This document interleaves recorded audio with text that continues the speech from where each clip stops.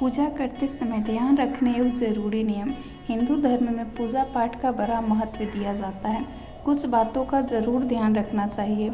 Number 1, किसी भी पूजा में भगवान जी को आमंत्रित करें, उन्हें आसन दें, उन्हें स्नान, रोली, अक्षत, धूप, दीप से पूजा करें। नंबर 2, पूजा में पान के पत्तों के साथ इलायची, लौंग जरूर चढ़ाएं।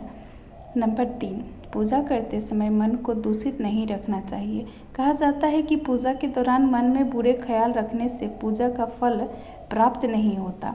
नंबर 4, पूजा में अगरबत्ती का प्रयोग ना करें।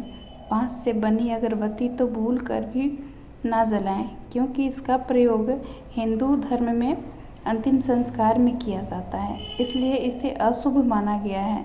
अक्सर घरों में अगरबत्ती का बहुत ज़्यादा प्रयोग होता है, जो कि वर्जित है।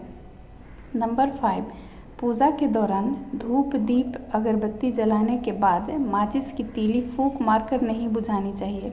ऐसा माना जाता है कि ऐसा करने से घर में लक्ष्मी दूर होती हैं। नंबर 6, भगवान को स्नान करवाते समय सिर्फ उंगलियों का प्रयोग करें, अंगूठे का नहीं।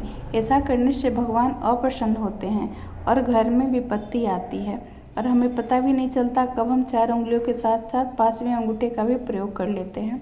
नंबर 6, पूजा हमेशा भगवान श्री गणेश की आराधना से आरंभ करें। कभी भी श्री गणेश को तुलसी दल चढ़ाने से बचें, क्योंकि ऐसा करने से दोष लगता है। नंबर 8, घर में पूजा पाठ के दौरान घर में हमेशा 2 दिए, एक दीपक घी का और दूसरा तेल का जलाना चाहिए। 9, दीपक को कभी भी ज़मीन पर रखकर प्रज्वलित नहीं करें। ऐसा करने से धन की बर्बादी होती है और घर में अशुभता आती है। दीपक के नीचे हमेशा कोई प्लेट या आरती का प्लेट जरूर लगाएं। नंबर 10, कभी भी शिव जी को केतकी का फूल नहीं चढ़ाना चाहिए। ऐसा करने से काम बिगड़ सकते हैं। नंबर 11, पूजा में इस्तेमाल किए गए फूल अगर सूख जाएं तो उन्हें फेंकें नहीं, बल्कि सूखे हुए फूलों को किसी पवित्र नदी में या जलधारा में प्रवाहित करें। नंबर 12, पूजा के अंत में हमेशा आरती करनी चाहिए और आरती के बाद उसी स्थान पर 3 बार घूमकर परिक्रमा करनी चाहिए। आरती करने से पूजा संपूर्ण मानी जाती है। 14, माता दुर्गा, सूर्य देव व श्री गणेश को प्रसन्न करने के लिए लाल रंग का, भगवान शिव को प्रसन्न करने के लिए सफ़ेद वस्त्र अर्पित करना चाहिए। 15, पूजा पाठ में पवित्रता का विशेष ध्यान रखना चाहिए। यदि कोई बिना स्नान किए हुए फूल पत्ती तोड़ता है तो भगवान को अर्पित करता है तो अमान्य होता है। 16, देवी देवताओं का तिलक हमेशा अनामिका उंगली से करना चाहिए। यदि आपने शुद्ध घी का दीपक जलाया है तो उसे बाईं ओर रखें और तेल का दीपक जलाया है तो उसे दाईं ओर रखें। पूजा के बाद भगवान को भोग अवश्य लगाना चाहिए। 19, देवी देवताओं को कभी भी बासी फूल पत्र अर्पित नहीं करना चाहिए। 20, देवी देवताओं को हार, फूल, पत्तियां आदि अर्पित करने से पहले एक बार साफ पानी से अवश्य धो लेना चाहिए।